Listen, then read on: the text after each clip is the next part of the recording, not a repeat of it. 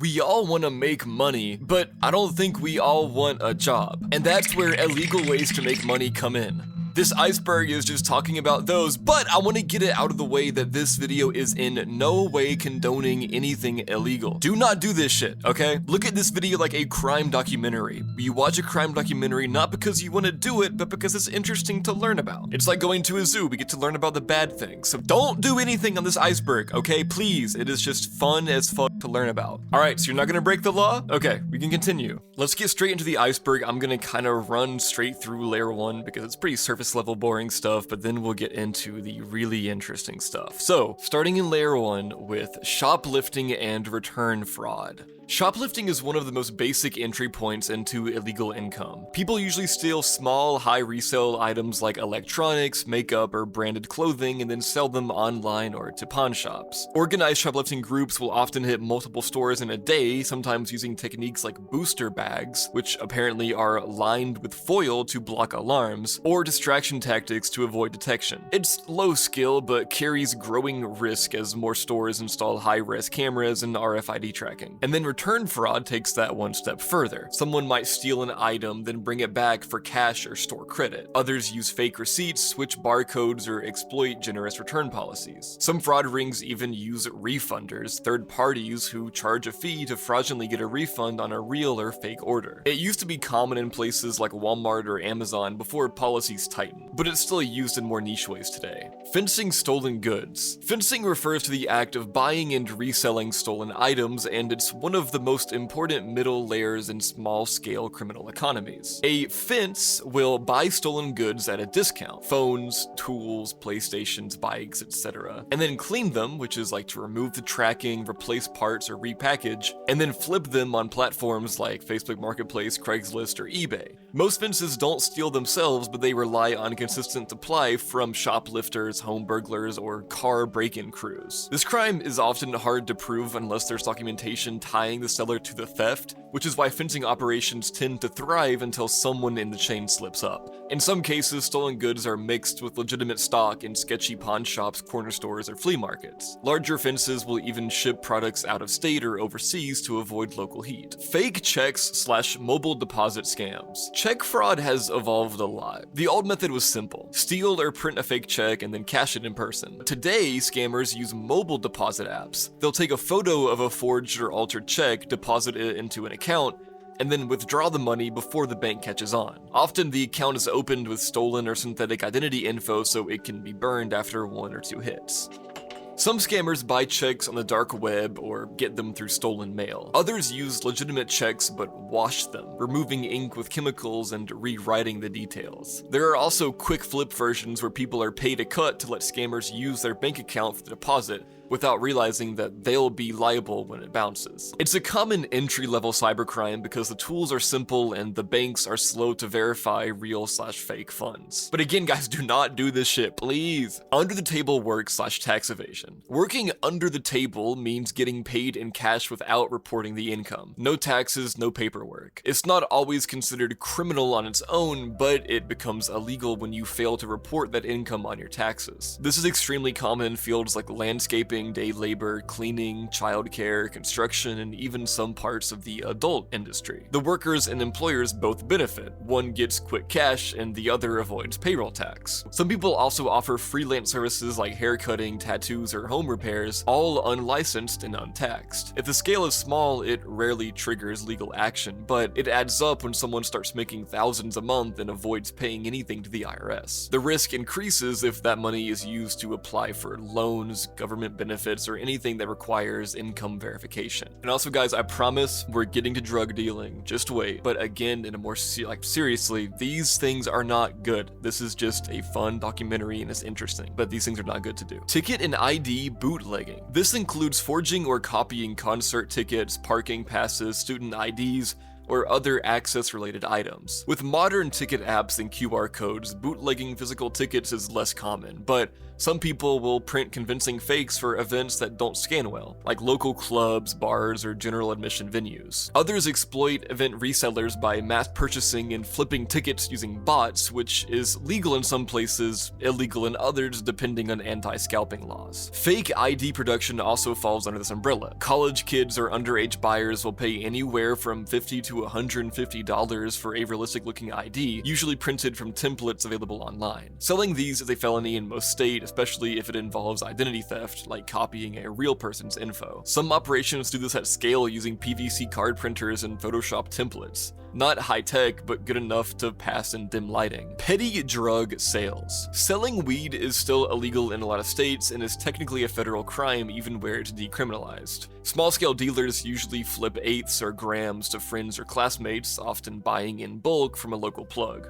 Many rely on texting or Snapchat to manage orders, but more organized ones might have dedicated menus and same-day delivery setups. Even in legal states, selling without a license is punishable, especially if it crosses state lines. Prescription pills are another common entry-level market. People with access to Adderall, Xanax, or Percocet might sell extras to classmates or workers. These are more dangerous to sell than weed because they're Schedule II or higher, and distribution without a prescription is a serious felony. Many users think of this as a casual hustle, but the risk ramps up fast if someone overdoses or law enforcement traces a supply chain. Many users think of this as a casual hustle, but the risk ramps up fast if someone overdoses or law enforcement traces a supply chain. And that was layer 1, guys. Let's get into layer 2. Also, guys, if you're still here and you want to support the channel, you can subscribe, follow my Instagram, and I even have a Discord where we can talk and hang out. It's actually really active in there. I'm always talking and shit, and it's always fun, so. But let's get into layer 2. Credit card skimming/cloning. This method involves copying the data off someone's credit or debit card without them knowing, and then using that data to make a fraudulent purchase or clone a physical card. The most common setup is a skimmer, a tiny device installed in ATMs, gas pumps, or point-of-sale terminals that captures card data as it's swiped. Many also include a hidden pinhole camera or fake keypad to grab the pin. Once the data is collected, it's usually downloaded and encoded onto a blank magnetic stripe card using a $200 piece of hardware called a writer. This should actually happen to some people close to me, dude, and this is like sad, bro. Online versions are even more common now. Phishing pages and malware grab card info during online transactions.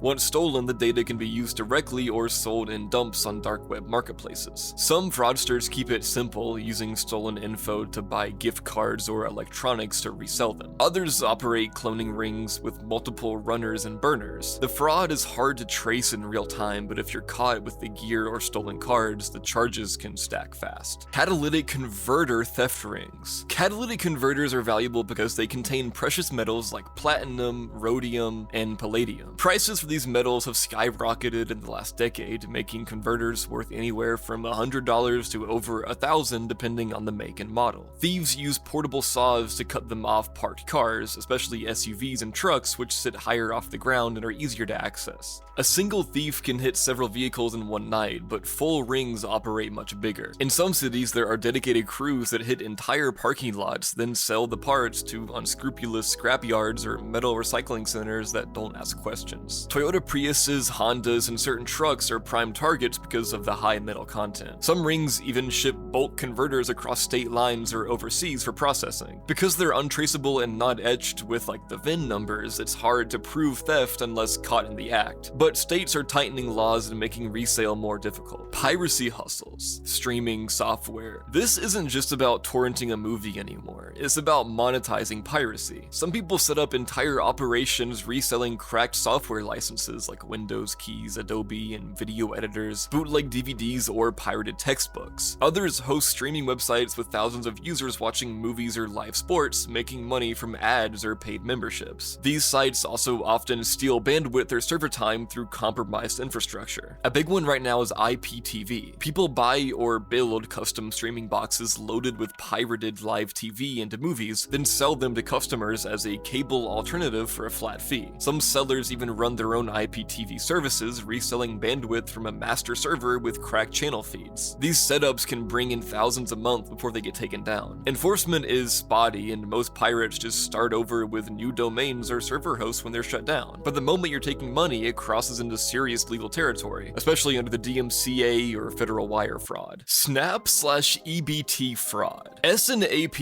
or SNAP or Supplemental Nutrition Assistance Program benefits are issued through the EBT or electronic benefit transfer cards, which work like debit cards for buying food. The fraud happens when people illegally sell their benefits, typically trading $100 worth of EBT credit for $50 to $70 in cash. This is most commonly done at corner stores, small grocers, or ethnic markets where the cashier agrees to ring up fake transactions and pocket a cut. In some cases, no goods are exchanged at all. The store simply swipes the card, then gives cash under the table. On the organized level, entire stores exist to launder EBT funds. The store collects thousands in benefit transactions each month, often inflated or fake, and uses that to cash out clean money from the state. Some operations also involve identity theft, stealing or buying legitimate EBT card numbers and PINs to drain funds. It's a serious federal crime, and the USDA conducts sting operations targeting both users and retailers. Penalties include prison time and permanent disqualification from receiving benefits, but enforcement is uneven depending on the scale. Fake rental or job postings. This scam plays off desperation, usually targeting people who are broke, unemployed, or urgently searching for a place to live. The setup is simple. A scammer posts a fake job or rental listing on Craigslist, Indeed, Facebook, or local housing boards. The listing looks real, often copied from legitimate ads, but the goal is to get a deposit, application fee, or personal information. For rentals, they'll claim to be out of town and ask for a security deposit via Zelle, Cash App, or Western Union to reserve the place, and then once paid, they disappear. Job scams often involve fake remote work or warehouse gigs, asking applicants to send their ID, social security number, or even bank info under the guise of onboarding. Some take it further, sending a fake check to the victim and asking them to buy equipment or send part of it back. A classic overpayment scam. Victims don't realize that they've been scammed until the check bounces or no one shows up to give them keys. These scams have surged in recent years, especially post-COVID when remote work and housing shortages made people more vulnerable. Social engineering scams. Social engineering refers to manipulating people into giving up confidential info or doing something that they shouldn't. It's not about hacking software, it's about hacking people. A common version is the tech support scam. This one's obvious. Someone calls or emails pretending to be from Microsoft, Amazon, or your bank, warning you about suspicious activity. The goal is to get remote access to your device or trick you into logging into a fake version of a real website. From there, they steal passwords, install malware, or siphon money directly. Another version is the grandparent or relative scam, where someone calls pretending to be a family member in trouble, jailed, injured, or stranded, and urgently asks for money. Delivery scams are also on the rise. Fake texts or emails about a missed package link to phishing pages designed to steal login credentials or card info. These schemes are often run from call centers overseas with fake US caller IDs and scripts tailored to different age groups. The success rate is low per attempt, but the volume is so high that the profits are massive. And with that, we're going into layer 3. Here we go. This is getting into the real serious crimes. Synthetic identity fraud. This is one of the most complex and fast-growing types of financial fraud. It works by combining real and fake information to create a brand new identity. The most common method is to take a real social security number, often belonging to a child, elderly person, or someone with no credit history, and attach it to a fake name, fake birthday, and fake address. This new person has no history, but that's the point.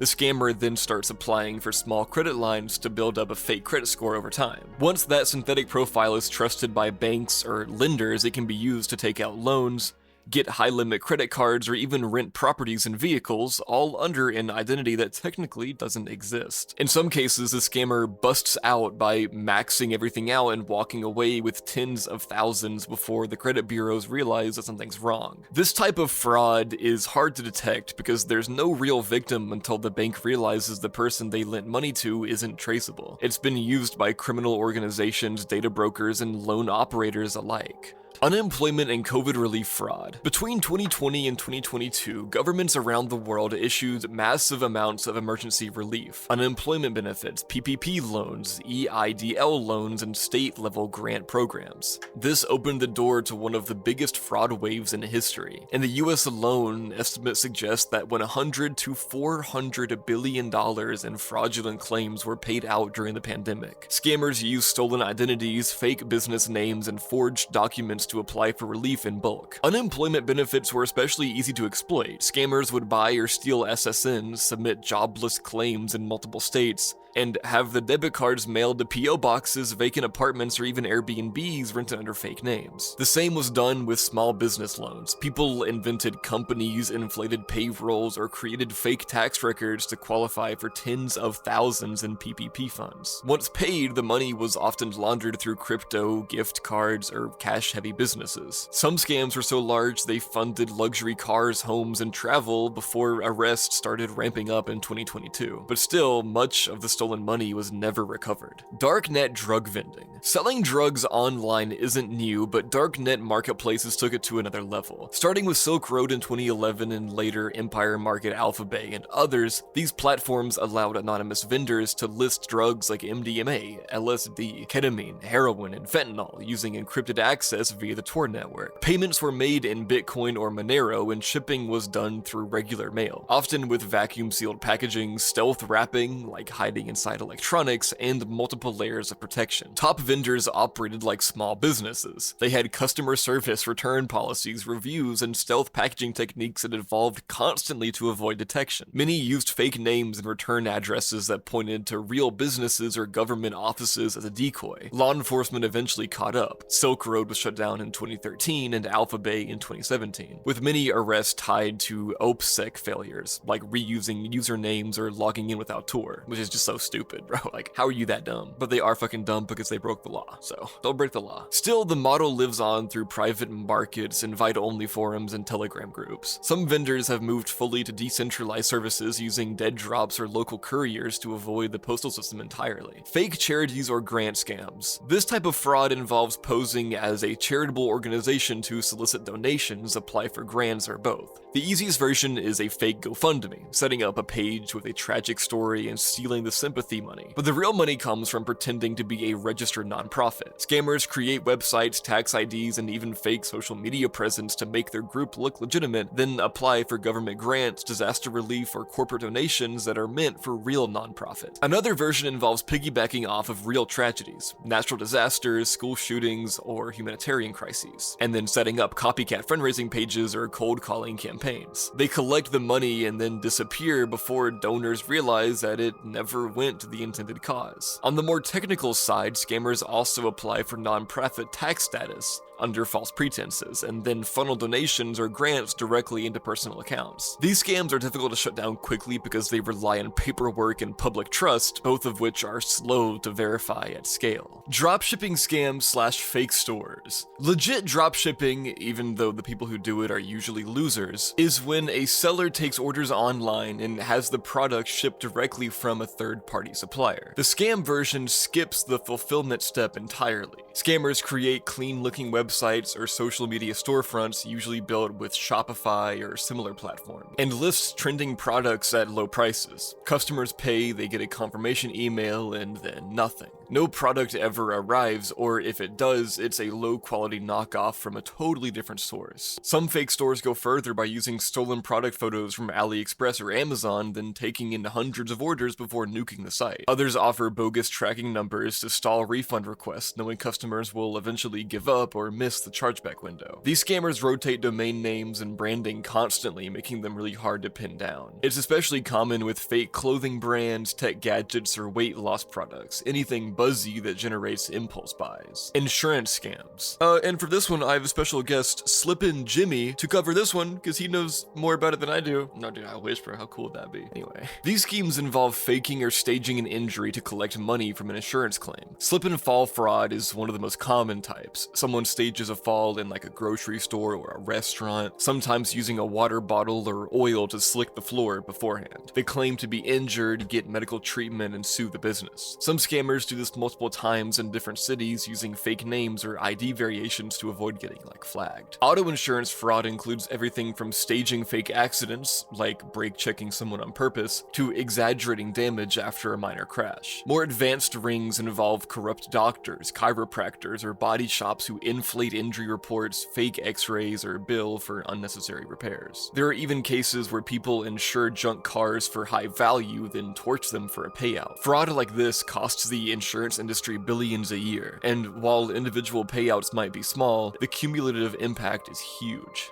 Loyalty points / airline miles fraud. Most people don't realize loyalty programs are highly vulnerable to exploitation. Airline miles, hotel points, and credit card rewards are often stored in accounts that lack pretty strong security. Hackers breach weak logins or use leaked credentials from unrelated sites to gain access, then transfer or redeem the points for gift cards, flights, or electronics. It's low-risk theft. If caught, the punishment is usually lighter than direct financial fraud. Some scammers also exploit loopholes in how miles or points are rewarded. For example, they'll book fully refundable flights or hotel stays to trigger bonus points and then cancel the bookings but keep the rewards. Others automate purchases and returns on retail sites that offer point kickbacks, effectively farming rewards for profit. The resale value of miles varies depending on the program, but some black market brokers exist that will convert stolen or farmed miles into cash for a fee.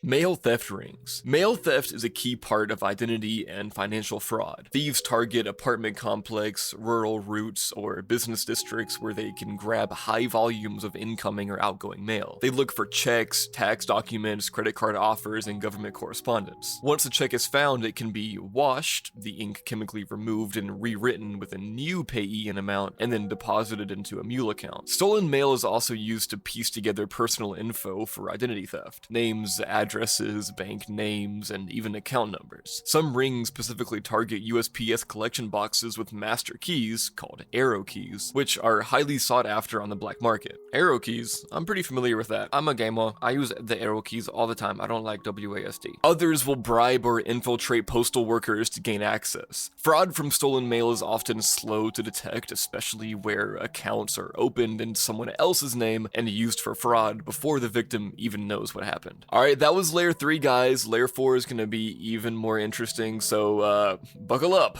This one gets actually this next one is the one where this video might get taken down.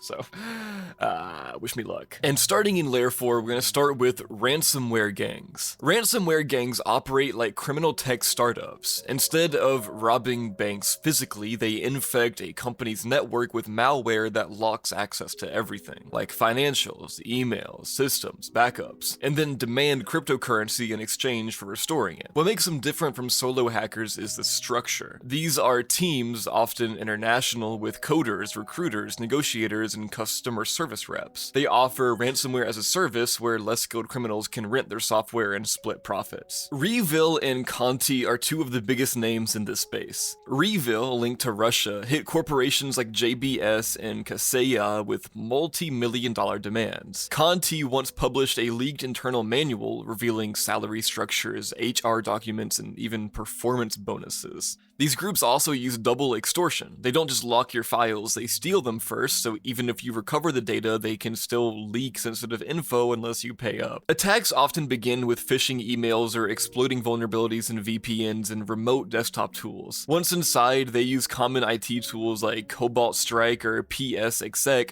to move laterally through networks. Ransoms can range from $50,000 to tens of millions. Victims include hospitals, police departments, oil pipelines, and city governments. Most groups operate from countries that don't extradite, so Western law enforcement can't touch them. Crackdowns do happen. The US recovered some of the Colonial Pipeline ransom, but many groups simply rebrand and come back under a new name. Human trafficking. Human trafficking isn't just about forced sex work. It involves labor trafficking, child exploitation, organ removal, and marriage fraud. It affects every continent and often hides in plain sight. Victims can be recruited through false promises, sold by their own families, or kidnapped outright. Once inside the system, they're moved across borders or trapped domestically with no way out, either through debt, confiscated documents, or threats of violence. Labor trafficking is rampant in industries like mining, especially cobalt and gold, fishing, especially in Southeast Asia, agriculture, and textiles.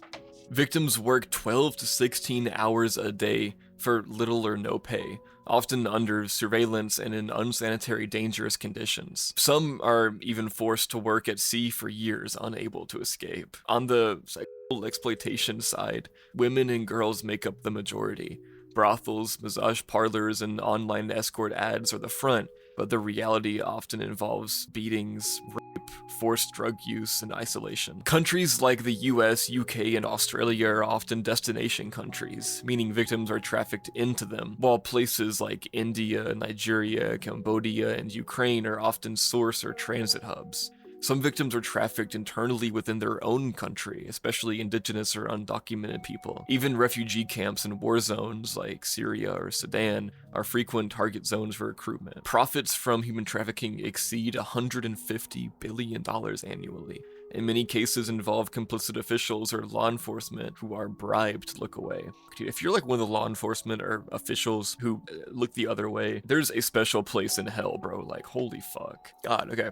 Arms trafficking and ghost guns. Illegal arms trafficking is about moving weapons across borders without licenses or oversight. That includes pistols, rifles, grenades, explosives, and even anti-aircraft systems. Most of this activity is driven by demand from militias, criminal organizations, or rebel groups in unstable regions. Eastern Europe, Southeast Asia, and Africa are key hubs, and a lot of surplus weapons from past wars, like the Soviet-Afghan War or Balkan conflicts, are still circulating today. In the US, ghost guns are the domestic version. These are firearms built from kits or 3D printed components that bypass background checks and have no serial numbers. They're legal to build for personal use in many states, but illegal to sell without a license, which is a rule that's often ignored. Criminals like them because they're untraceable, cheap to make, and easy to use. Some gangs have even set up ghost gun workshops using basic machinery and online tutorials. On the international level, arms traffickers use fake documents and end-user certificates to ship weapons disguised as farm equipment, medical supplies, or industrial parts. Corrupt border agents or military officials are often part of the operation. Some networks even traffic weapons alongside drugs or humans using the same smuggling routes. The line between private arms dealing and state-sanctioned arms exports can blur, especially when weapons accidentally end up in the hands of warlords or paramilitaries. Wildlife and exotic pet smuggling. The illegal wildlife trade moves rare and endangered animals, dead or alive, across borders for profit.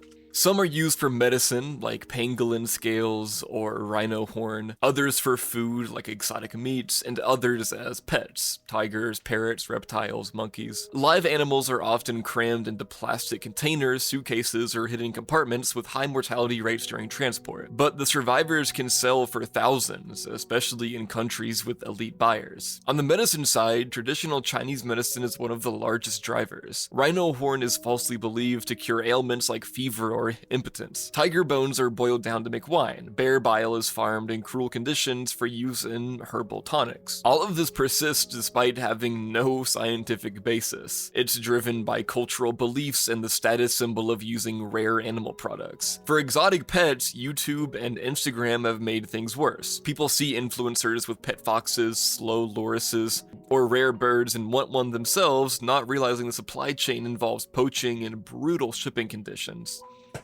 In the US, buyers can get exotic pets through legal loopholes in some states or via shady brokers who pretend the animals are captive bred. Even when caught, penalties are often minor compared to drug trafficking, making this a low-risk, high-reward trade. It's fucked up, dude, honestly. Next up, we have Mr. Beast / Logan Paul.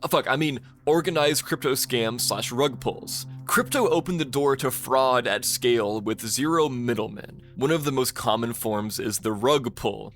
Scammers create a new token, pump it through influencer hype, fake partnerships, and paid YouTube shills, then pull all the liquidity once enough people invest. The token crashes to zero and the creators vanish, usually through a decentralized swap platform like PancakeSwap or Uniswap, where no KYC is required. This happened with tokens like the Squid Game coin, which went from 2,800 to $0 in minutes. Another common scheme is honeypot tokens, coins that can be bought but not sold. Buyers see the price going up, try to get in, and realize too late that the smart contract is coded to trap their funds. Outside of outright scams, there are also pump and dump groups on Telegram or Discord that coordinate mass buying of a low-cap coin, then dump it on latecomers. On a more technical level, scammers also run phishing sites that mimic real wallets, like MetaMask or Phantom, to steal seed phrases or use hacked Discord servers to drop fake mint links during NFT launches. Once inside your wallet, they can drain your funds instantly. Because the blockchain is public and permanent, the theft is visible, but since most wallets are anonymous and mixers like Tornado Cash exist, recovering the funds is nearly impossible. Money laundering with shell corps and real estate. This is one of the most stable and low-risk ways to clean large amounts of dirty money. Shell companies, entities that exist only on paper, are used to send funds between jurisdictions without triggering suspicion. By faking invoices, loans, or consulting contracts, traffickers or corrupt elites can justify moving millions between banks. The cleaned money is then used to buy real estate, often under anonymous LLCs. No one questions when a Delaware company buys a Miami condo with $5 million in cash. These purchases can sit as long-term assets or be flipped later to turn illicit money into fully legal profit. The US, UK, and Canada are hot zones for this because laws don't require transparency on true ownership. The only reason the public even knows how bad it is, leaks like the Panama Papers and Pandora Papers. Otherwise, it's all hidden in plain sight. Fake passports and citizenship rings. This one's pretty fast. People pay tens of thousands for passports that are either forged, altered, or issued corruptly. Some are real documents printed on stolen blanks, often with fake names and birth dates. Others are real but fraudulently issued by bribed officials, especially in countries with weak oversight. Caribbean nations and parts of the Balkans have been involved in these scandals. Buyers include fugitives, traffickers, sanctioned elites, and spies. Fuel theft, oil pipeline tapping, diesel smuggling. Fuel theft is huge in places where gasoline and diesel are heavily subsidized or trafficked across borders. In Mexico, cartels tap Pemex oil pipelines. They dig underground, drill into active lines, and siphon the fuel into tankers. The stolen gas is then resold on the black market or even laundered through corrupt gas stations. It's called witchall, and it's dangerous as hell. Explosions from poorly done taps have killed dozens. In other countries, gangs smuggle diesel across borders to exploit price differences. In Nigeria, entire criminal operations hijack oil from the Niger Delta and ship it to offshore via fake manifests. These thefts can fund militias, corrupt officials, or even terror cells. Fuel theft doesn't really get media attention, but globally it's a multi-billion-dollar crime economy with serious geopolitical implications. And that was Layer 4, guys. Layer 5 is gonna be, pretty scary and cool, so strap in. Organ trafficking networks. Organ trafficking is one of the darkest real-world black markets, and it's still happening. Victims are usually poor, desperate, or completely unwilling. Some sell a kidney under pressure for $1,000 to $5,000, while the buyer, often a foreign transplant tourist, pays $100,000 or more. But in many cases, the organ is taken without true consent, through coercion, deception, or outright kidnapping. There's evidence of organ theft in conflict zones, prisons, and refugee camps. India has had several major scandals involving illegal kidney rackets, especially in rural sites. In 2007, a Gurgaon-based operation was uncovered where hundreds of laborers were tricked into giving up kidneys. In China, the situation is even more severe. Reports and testimony suggest that political prisoners, especially Falun Gong members and Uyghur Muslims, have had organs forcibly harvested to fuel a booming transplant industry. Chinese officials deny it, but multiple independent investigations say otherwise. Kosovo was also tied to post-war black market organ harvesting during the late 1990s, with some involvement by paramilitary groups. Trafficking networks span multiple countries. One handles recruitment, another does extraction, and a third coordinates transplants in complicit hospitals. Brokers, doctors, and officials are often paid off. There are legal gray areas too. Some people travel to countries like Pakistan or Egypt for willing donors, even though money exchanges hands and no regulation exists. Because the buyers are often wealthy or politically connected, very few arrests ever lead to convictions, which is so sad. And most victims are left with no medical care, legal recourse, or even proof that it even happened. Fuck, dude. Ghost payroll schemes. Ghost payroll fraud is when fake employees, or real people who don't work, are placed on a company or government's paycheck, collecting salaries month after month. The money usually goes to whoever set it up, a corrupt official, HR insider, or supervisor with payroll access. In public institutions like school systems or city departments, these scams can run for years because no one really checks deeply into employee rosters. In 2022, a school district in Kenya uncovered over 1,200 ghost teachers.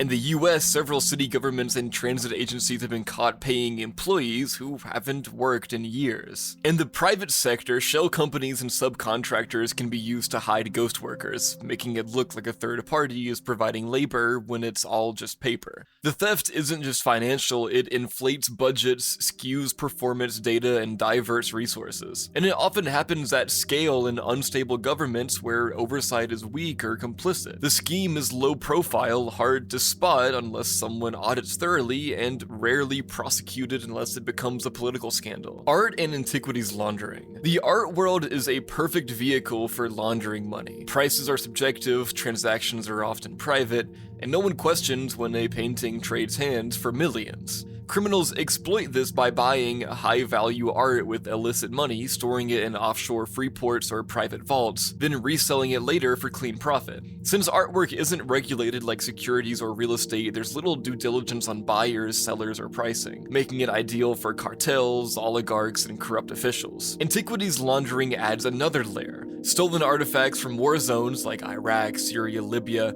or rooted archaeological sites are smuggled out, given forged provenance papers, and sold through auction houses or galleries. Museums, private collectors, and universities have all been caught purchasing artifacts with fake origins. Once an item has been legitimized, quote-unquote, through a sale or exhibit, it becomes hard to trace and its value rises.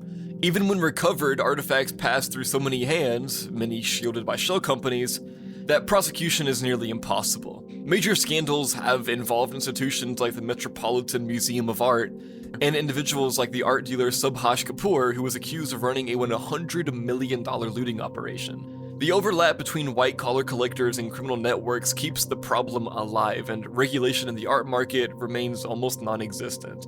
Trade-based money laundering.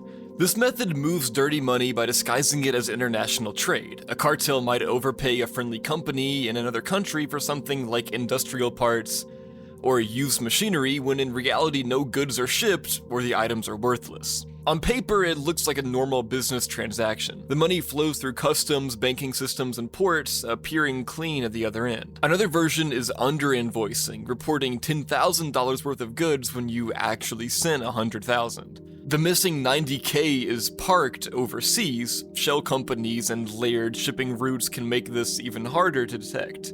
It's especially common in high-cash industries like textiles, seafood, and scrap metal. Banks and customs officials rarely verify whether the trade was real, making it ideal for large-scale laundering. State-sponsored bribery rings. In some countries, bribery isn't a side operation, it's state policy. Governments use business deals, loans, or forward aid packages as a front to funnel bribes to foreign politicians and officials. China's Belt and Road Initiative has faced allegations of this. Infrastructure deals are handed out in exchange for political loyalty or access to resources, with inflated contracts quietly paying off key decision makers. The 1MDB scandal in Malaysia is a well-known case. Billions were siphoned from a state fund into luxury real estate, jewelry, and even Hollywood movies, with US banks, Gulf royals, and Malaysian politicians all tied in. Some regimes also fund soft bribery through think tanks, lobbying, or campaign donations in other countries. The goal isn't always cash, it can also be influence, and since the actors are sovereign governments, enforcement becomes politically impossible unless someone defects or leaks documents. Deep Ponzi schemes. Madoff BitConnect. A Ponzi scheme pays old investors with money from new ones pretending it's profit. It only collapses when new money stops coming in. Most are small and crash quickly, but the deep ones run for years because they blend into legit finance. Bernie Madoff ran the biggest example in history, over $60 billion in fake returns propped up by fake account statements and investor trust. He was a former NASDAQ chairman and used his status to avoid scrutiny. Even regulators missed the fraud for over a decade despite multiple warnings. BitConnect is the crypto version. It promised massive returns through a trading bot that didn't exist. The coin's value was pumped through hype and affiliate marketing until regulators stepped in. At its peak, BitConnect had a market cap of over 2.5 billion. When it collapsed, people lost everything, especially those who took out loans or convinced friends and families to buy in. The creators mostly vanished or avoided serious charges. Pharmaceutical shell companies. This happens in two major ways. First, fake or hollow pharma companies get licensed to manufacture or distribute drugs. They then bill Medicare or Medicaid for treatments that were never provided, sometimes using real patient names pulled from stolen medical records. Billing scams like this have cost US taxpayers billions. It's hard to catch because the paperwork looks legitimate and investigations lag far behind. Second, there's the manufacturing and distribution of research chemicals or fentanyl analogs. Some of these shell companies operate legally on paper, claiming to sell substances for laboratory use only. But in reality, they're producing synthetic opioids or designer drugs that skirt drug laws by being one molecule different from controlled substances. These operations often use LLCs, drop addresses, and overseas labs, like especially in China or India, with crypto payments and rebranded websites that rotate constantly. And that was Layer 5. Guys, thank you for watching this video. I hope you enjoyed. If you made it this far, you're great. Yeah. Good night, everyone. I really hope you enjoyed. Thank you for making it this far, and sweet dreams.